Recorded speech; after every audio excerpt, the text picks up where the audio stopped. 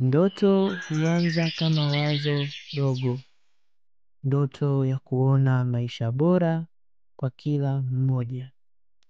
Lakini maono huleta mpango wa kweli, mpango wa mabadiliko ya kudumu.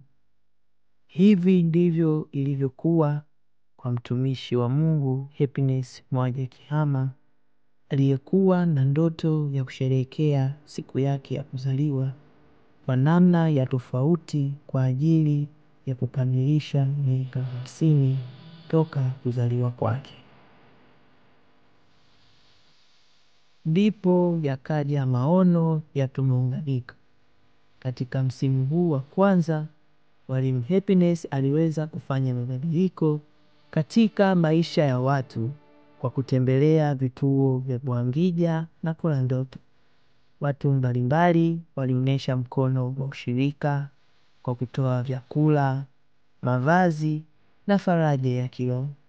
Ndoto zao zilitimia na maono yetu kwa jamii yalikuwa wazi zaidi, kuleta mwanga wa matumaini mahali palipo na giza. Katika kila tabasamu, tumaini lilijengwa. Katika kila faraja, maisha yalibadilishwa. Nasi tunasema asante.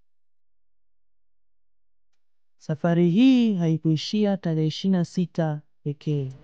Iliendelea kwa semina ya kufunga mwaka tarehe 27 Disemba pale Shinyanga Vijana Center. Kwa pamoja tuliimba kwa furaha, tukaomba kwa imani na tukasikia maono ya huduma ya Moria kwa mwaka 2025. Asante kwa kuwa sehemu ya safari ya maono na ndoto kwa mwaka 2024. Tunawatakia heri ya mwaka mpya 2025. Ukawe mwaka wa baraka na mafanikio tele. Kwa ndoto na maono tunaweza kufanya makubwa. Jiunge nasi katika safari ya kutimiza maono makubwa zaidi kwa mwaka 2025. Katika mlima wa Bwana itapatikana.